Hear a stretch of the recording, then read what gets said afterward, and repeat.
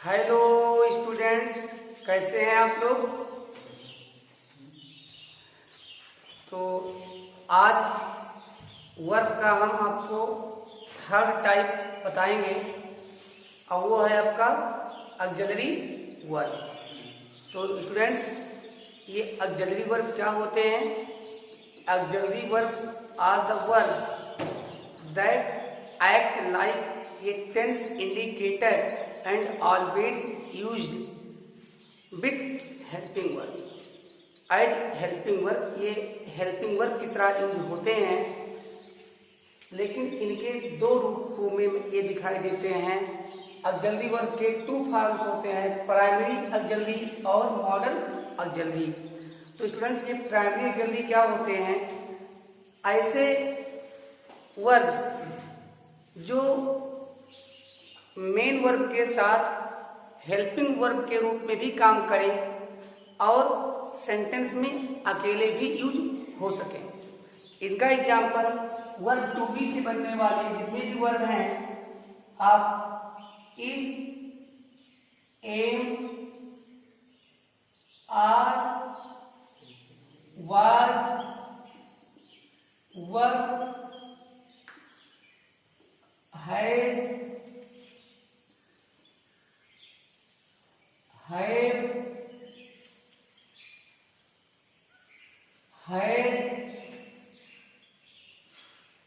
Do, does, did,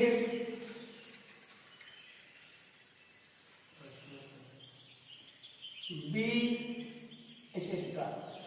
तो students, ये हमारे प्राइमरी ऑक्सिलरी हैं और ये प्राइमरी ऑक्सिलरी क्यों है, मैं कुछ एग्जाम्पल देता हूं तब आपके समझ में आता है।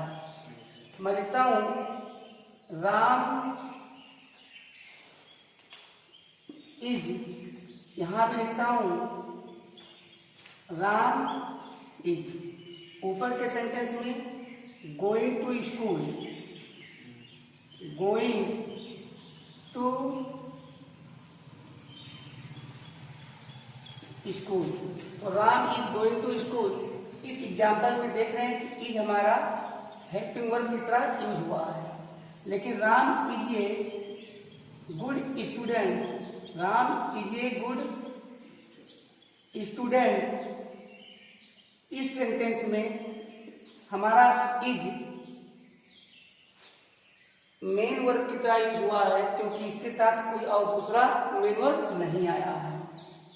यही कारण है कि हम इन्हें प्राइमरी ऑक्सिलरी बोलते हैं कि ये हेल्पिंग वर्ब की तरह भी यूज हो जाते हैं और मेन वर्ब की तरह भी यूज हो जाते हैं।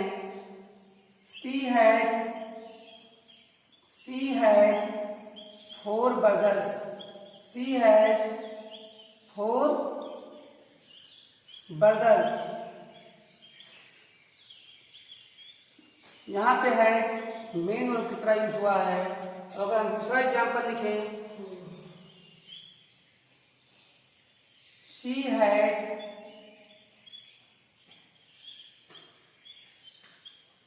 Done her work,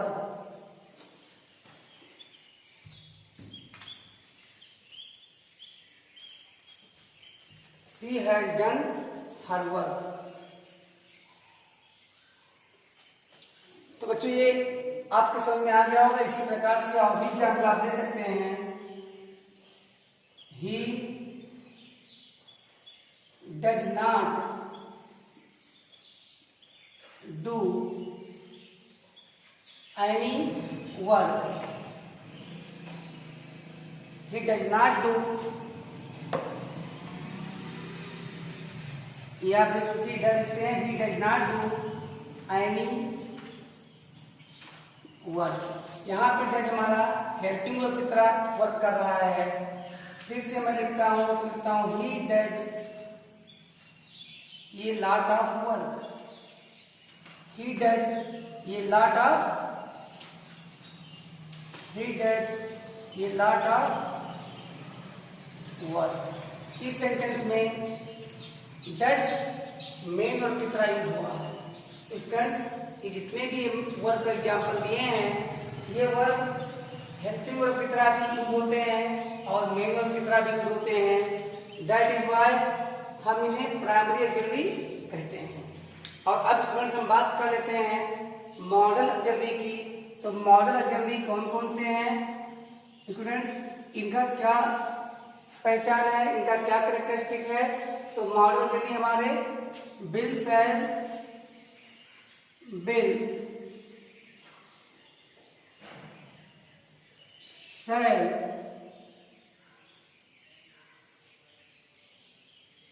would,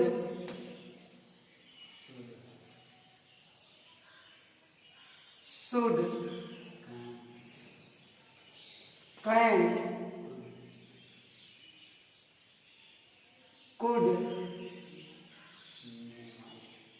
may, might,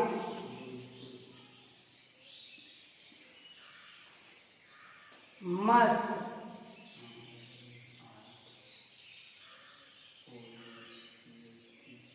ought to, and need etc। Students, ये हमारे मॉडल ऑक्सिलरी हैं। क्यों हैं? Because they can not be used as main verb any time. कभी भी इनको हम मेन वर्ब की तरह यूज नहीं कर सकते। They are always used as only helping verb to determine tense. ये टेंस को इंडिकेट करने के लिए किए जाते हैं और एक स्पेशल मीनिंग देने के लिए, कमांड देने के लिए। फॉर एग्जाम्पल, अगर आप कोई पॉसिबिलिटी एक्सप्रेस करते हैं, आज वर्षा हो सकती है, नॉट श्योर, ओनली पॉसिबिलिटी, तो आप कहते हो इट मे रेन टुडे।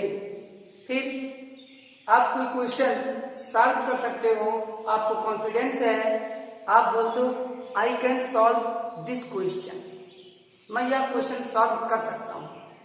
तो आई कैन सॉल्व, और सॉल्व मीन्स होता है करना, हल करना। करना मीन्स अगर हम कहेंगे कि क्या आप ये क्वेश्चन कर सकते हैं, इसका मीन क्या आप ये क्वेश्चन सॉल्व कर सकते हैं, हल कर सकते हैं। तो I can solve this question, यहाँ पे हमने कैन का यूज किया है, लेकिन मीनिंग कैन सॉल्व में हल कर सकते हैं। कोई स्पेशल मीनिंग यहाँ पे कैन नहीं दे सकता। इसी तरह से आप देखेंगे बिल शैल, जो फ्यूचर टेंस को केवल डिटरमाइन करता है। फॉर एग्जाम्पल, जो आप कहते हो आई शैल गो, तो मैं जाऊंगा, ही विल गो, वह जाएगा। तो केवल टेंस को डिटरमाइन करने के लिए और कमांड में यूज आते हैं, हमेशा हेल्पिंग वर्ब की तरह ही यूज होते हैं, कभी भी मेन वर्ब की तरह यूज नहीं होते। इनके भी कुछ एग्जांपल्स ले सकते हो। We shall go to Delhi, he may come today,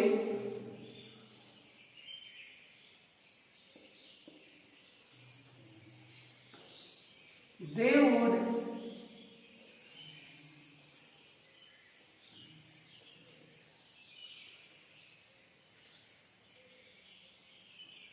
go to party। तो फिर यहाँ पे हम देख रहे हैं शैल में वुड, इनके बाद मेन वर्ब आ रहे हैं गो, कम, गो, यानी ये कभी भी विदाउट मेन वर्ब नजर नहीं आएंगे। तो ये इसका डिफरेंस है। और इनकी डिफिनेशन भी लिख देते हैं, चलिए मिटा लें। और ये इंग्लिश आप ही लोगों के लिए इम्पोर्टेंट नहीं है, साथ में जो बच्चे इंटर हाई स्कूल की तैयारियां कर रहे हैं उनके लिए भी इम्पोर्टेंट है। और इसी के बाद हम आपको कुछ ऐसी चीजें बताएंगे जो खास करके पुलिस इंस्पेक्टर में जरूर आता है। और ये इसी भी बेस्ड एसएससी के लिए बनता है, लेखपाल के लिए भी जो पेपर्स होते हैं उनमें भी आते हैं। रेलवे, बैंकिंग, टेक और सीटेक, पुलिस इंस्पेक्टर, इतनी जितनी मैंने लिखे हैं, इन सभी कॉम्पिटिटिव एग्जाम में इन पर बेस्ड क्वेश्चंस पूछे जाते हैं। तो हमें वर्ब के बारे में अच्छी सी नॉलेज होनी चाहिए। इसके पहले हमने आपको पढ़ाया था, इसके पहले हमने आपको क्या पढ़ाया था, वर्ग भी पढ़ाया था कल, और वो भी नॉलेज आपके पास होनी चाहिए। तो पूरा वर्ग हमारा कंप्लीट हो जाता है। आज हम पूरे वर्ग को कंप्लीट करेंगे और कल से हम आपको पढ़ाएंगे ट्रांसफॉर्मेशन, जो हमारा इनिशियल और बहुत ही इम्पोर्टेंट और स्पिरिचुअल कह सकते हैं आप, बहुत ही अच्छा टॉपिक है। सबसे पहले हेडिंग लगाते हैं, हेडिंग लगाते हैं, क्या हेडिंग लगाते हैं, third auxiliary verb, auxiliary verb.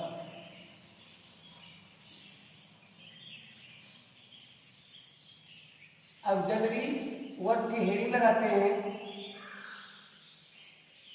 और क्या लिखेंगे, ये verb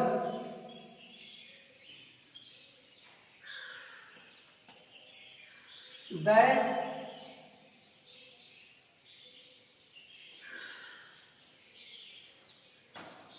act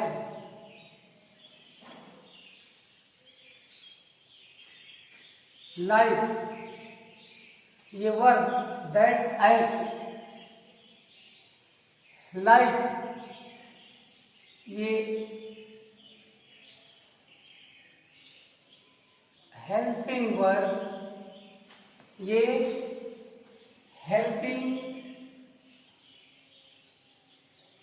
verb to determine,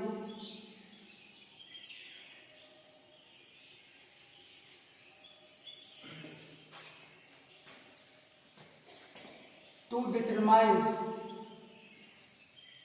the mode of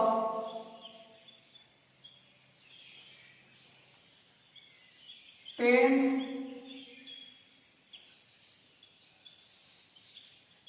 and action manner, action manner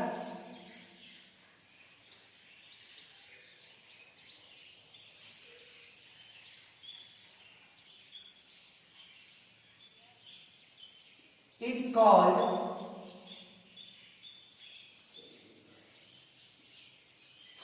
auxiliary verb, is called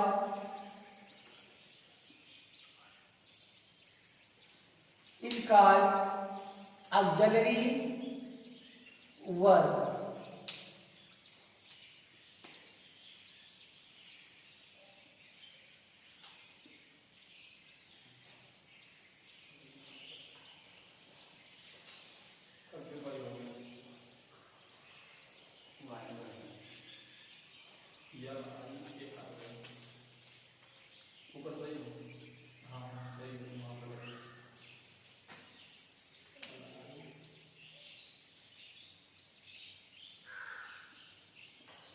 auxiliary verb,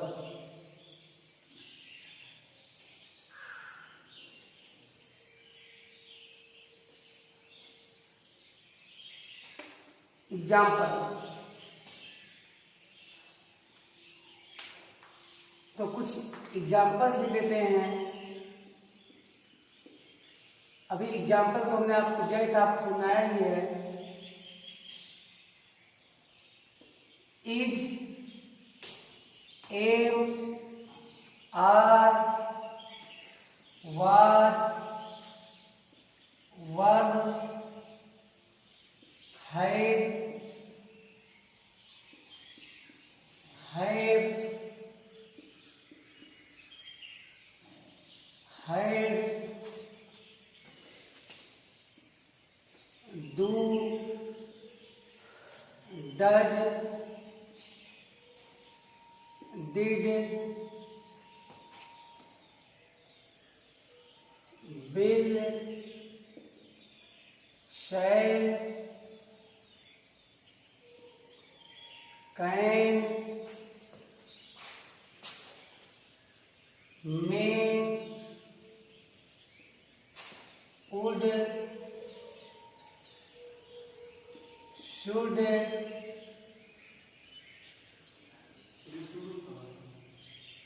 should,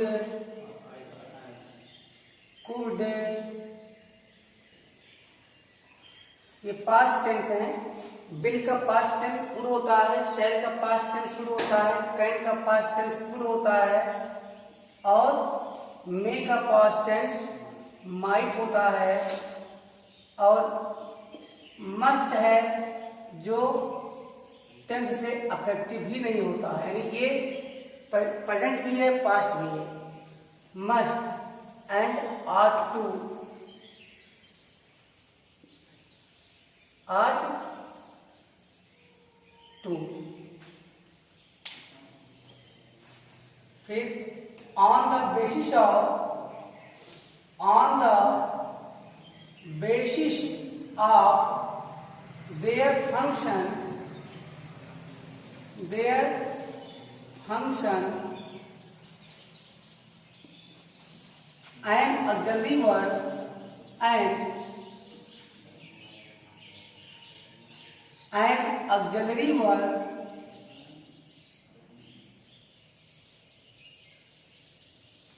and auxiliary verb can be classified, can be classified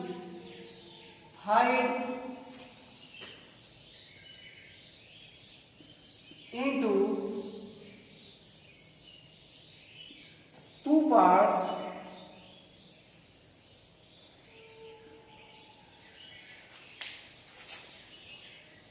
तो auxiliary verb को उनके function के base पर हम two parts में classify कर सकते हैं। Number 1 primary auxiliary, number 1 primary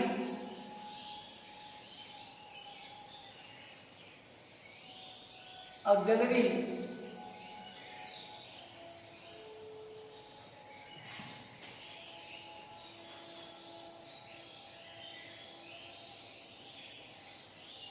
primary auxiliary and second हमारा है मॉडल ऑक्सिलरी, मॉडल ऑक्सिलरी।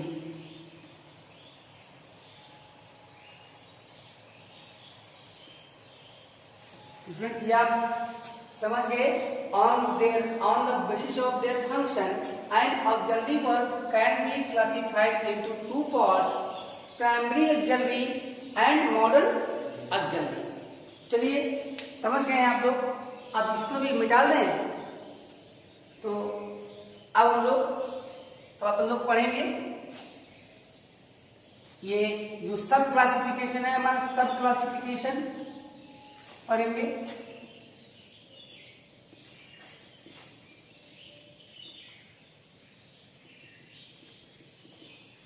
सब क्लासिफिकेशन को पढ़ेंगे। और ये बताइए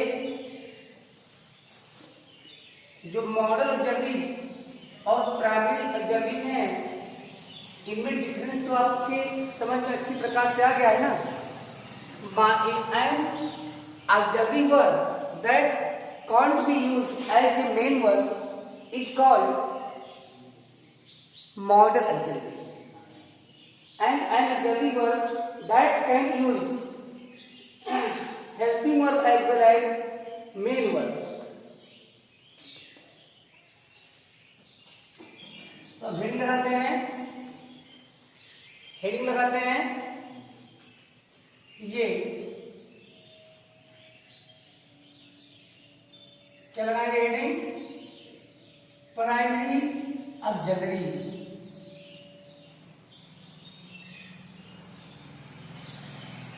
primary auxiliary.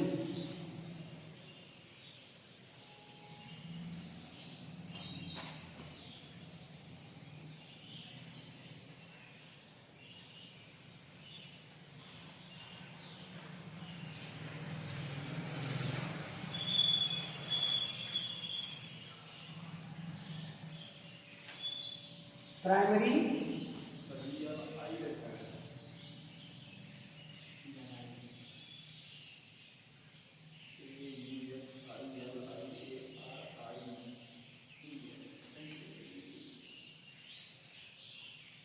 Primary auxiliary.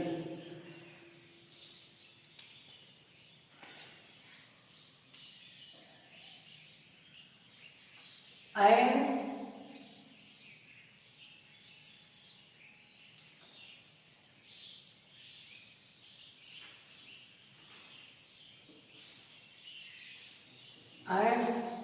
auxiliary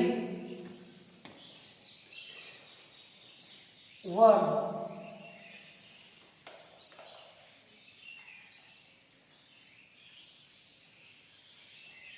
that can be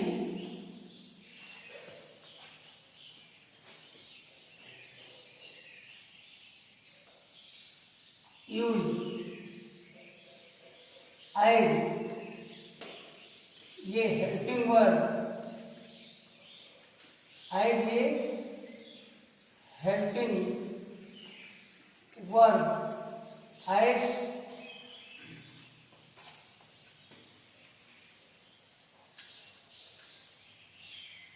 main verb, helping verb with ये main verb use as a helping verb with some main verb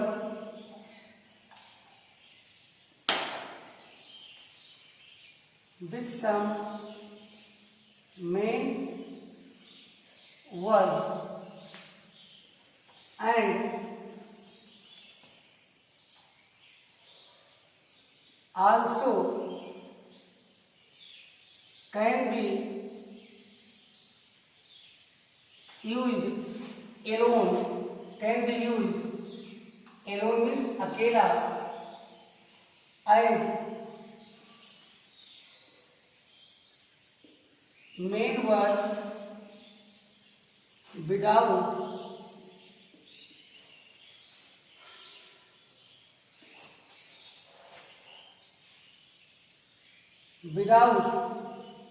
any main verb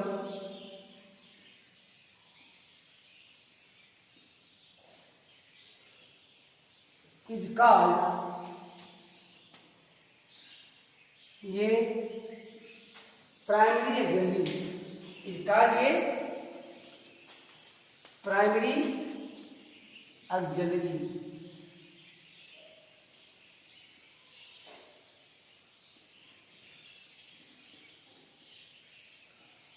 primary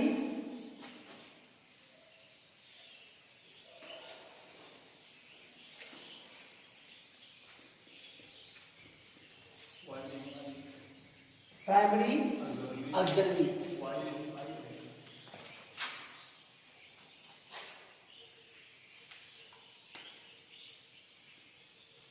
primary auxiliary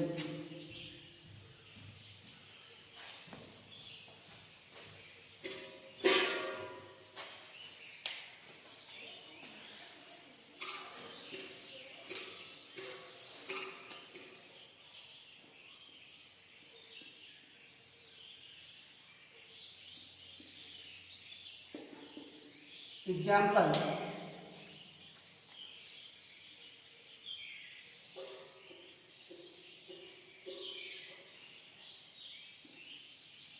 C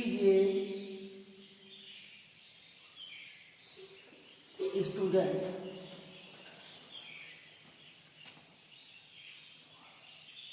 as a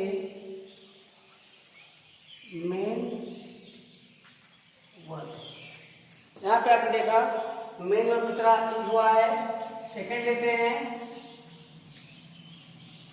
they are learning, they are learning their lesson. Here यहाँ पे हम देख रहे हैं जो हमारा verb है आर, वो एज ये हेल्पिंग वर्ब, एज ये हेल्पिंग वर्ब। ये समझ में आ रहा होगा कि हम इनका यूज दोनों रूपों में कर सकते हैं। दैट्स व्हाई यही कारण है कि हम इन्हें कहते हैं प्राइमरी ऑक्सिलरी। तो क्या एग्जाम्पल अभी और दें? आई थिंक अब एग्जाम्पल की आवश्यकता नहीं है। और इसी प्रकार से she has 4 brothers। Here has is used as a main verb, but she has cooked delicious food. In this sentence, has is used as helping verb to cooperate with main verb cooked. I have 4 brothers. In this sentence, have is used as main verb, but I have completed my work. In this sentence, have is associated with a main verb, that is completed. तो यहाँ पे helping verb के रूप में आया है। इस प्रकार से आप समझ सकते हैं। और अब आगे बढ़ते हैं हम लोग। अपन लोग आगे बढ़ते हैं। इसके सारे एग्जाम्पल मैं लिख देता हूँ कौन कौन से हैं, वो आप जानते हैं। इज है, एम है, आर है, वाज है, वर्ब है, वाज वर्ब है,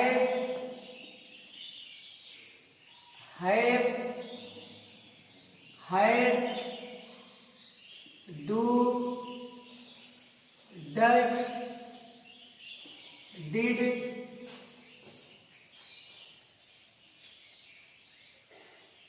do, does, did, etc। अब हम हेडिंग लगाते हैं। सेकंड हेडिंग का लगाते हैं B, modal auxiliary.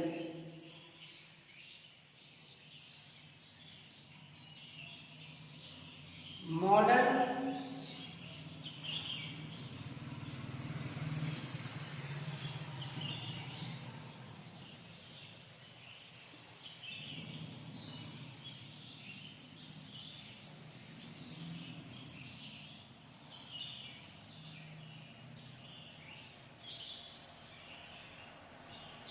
Model auxiliary. ये मॉडल ऑक्सिलरी क्या है?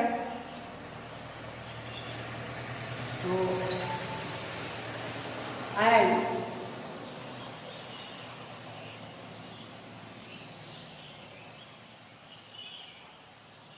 Auxiliary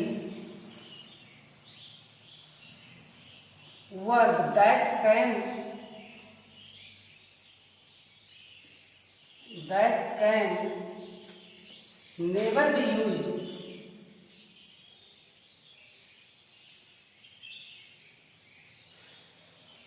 can never be used as ये main verb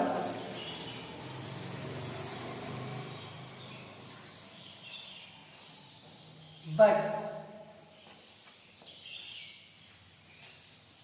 is always used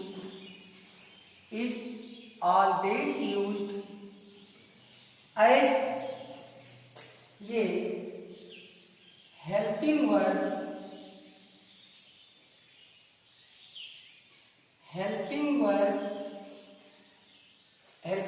are also known as linking verb, helping verb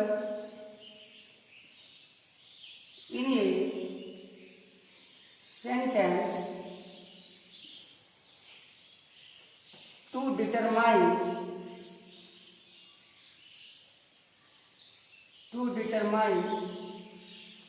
the tense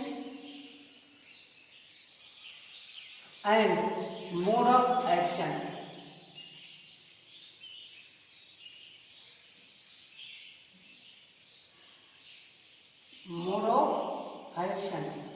इनके एग्जाम्पल्स लिख लेते हैं।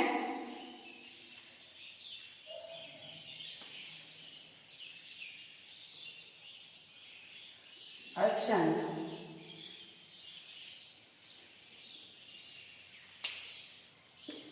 आर कॉल्ड,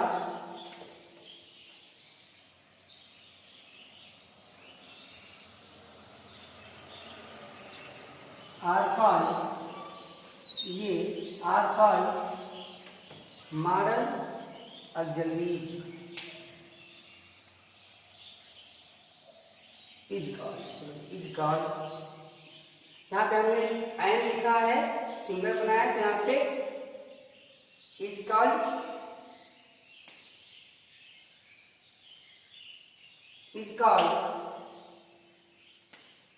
ये modal auxiliary, model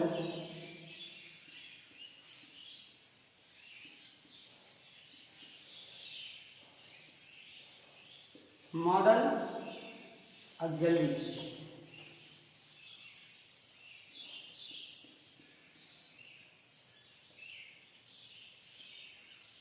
example देख लेते हैं हम लोग। एग्जाम्पल क्या क्या आता है? Will shall, will shall can may must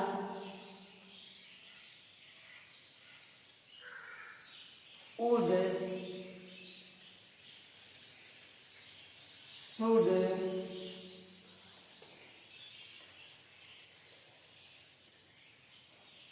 could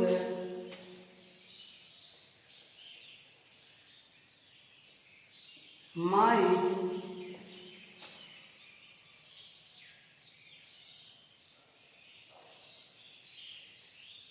ought to etc।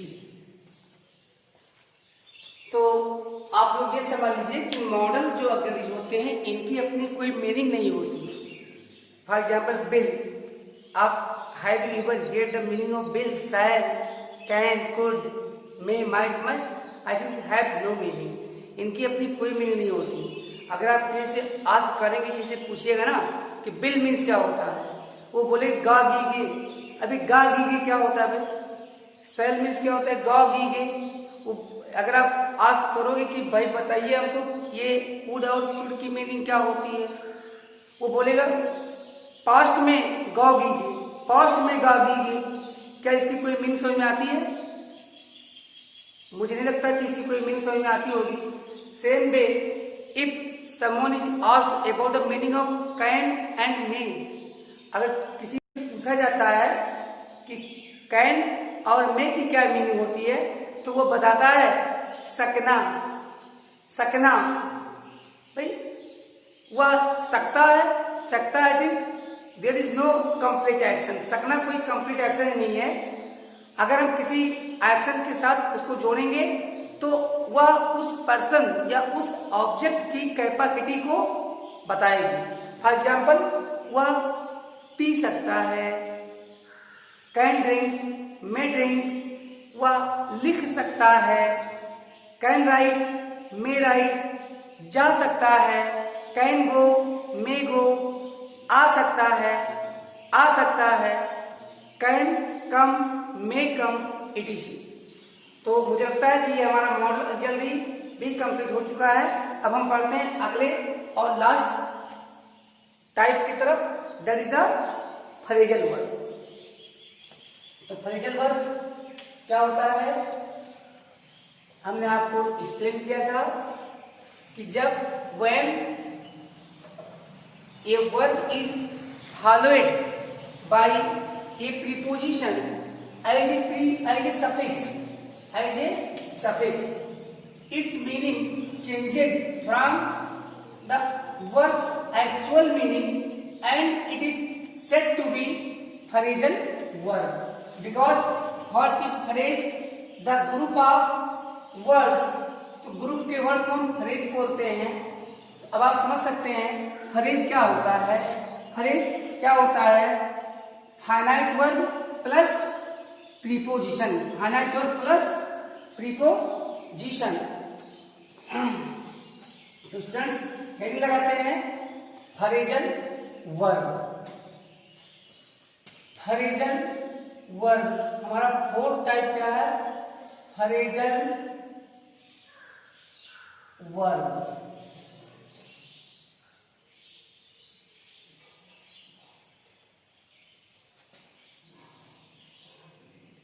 Phrasal verb.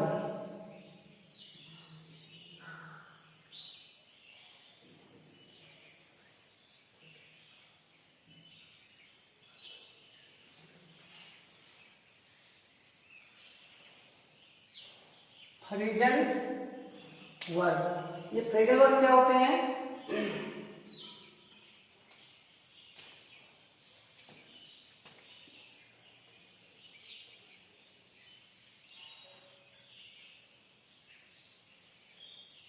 when ये verb is followed by, when a verb is followed by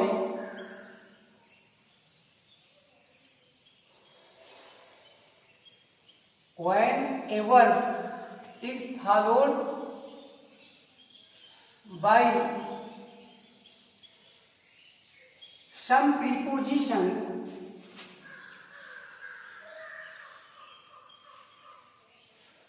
some preposition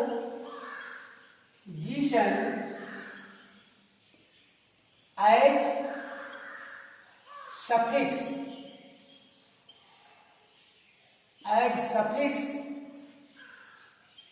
of the verb,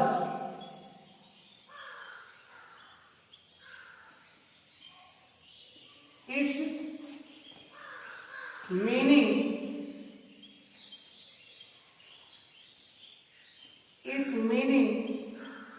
change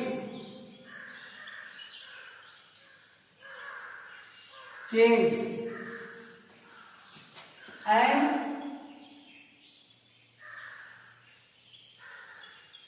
give a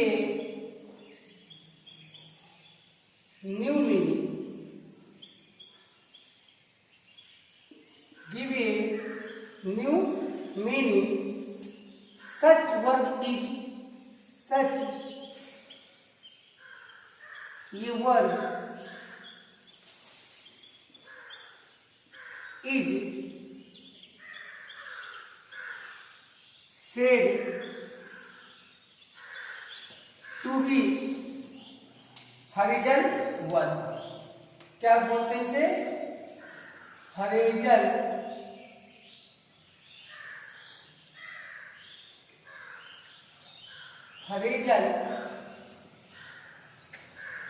verb. आइए यहाँ example ले लेते हैं।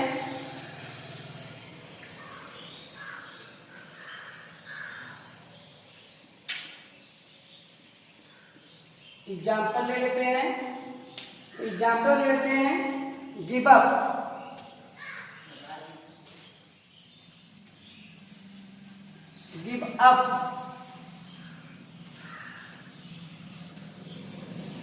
act far,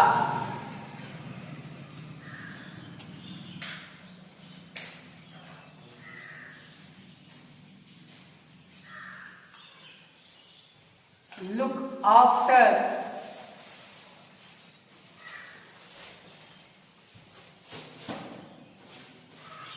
and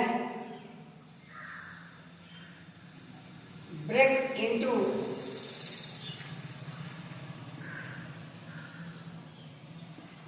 students, यहाँ पे हम देख रहे हैं give up. Give is a verb. Give क्या है? वर्ब है। और अब क्या है? प्रीपोजिशन है। अब अगर दोनों को जोड़ दिया गया तो गिव मीन्स क्या होता है? जनरली देना। अब अप मीन्स ऊपर। अब इसकी जो कंप्लीट न्यू मीनिंग आएगी वो आया त्यागना, त्याग देना। तो हमने बताया था कि when a verb is followed by some preposition, its meaning changes and give a new meaning. Such verbs are called phrasal verb. Act for, act means होता था अभिनय करना, लेकिन यहाँ मीनिंग हो जाएगी किसी के स्थान पर कार्य करना। किसी के स्थान पर कार्य करना। लुक आफ्टर, लुक में देखना, आफ्टर एक प्रीपोजिशन है, लेकिन यहाँ मीनिंग चेंज हो जाएगी, हो जाएगा देखभाल करना, देखभाल करना। ब्रेक इनटू, अब ब्रेक मतलब तोड़ना, अब प्रीपोजिशन आ गया तो इसका मीनिंग हो जाएगा शेन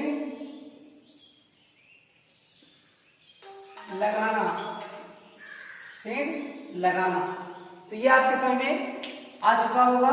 और ये मैं फिर से एक बार बताता हूं, जो भी मैं इंग्लिश की वीडियोस बना रहा हूं वो कॉम्पिटिटिव क्लास के लिए है।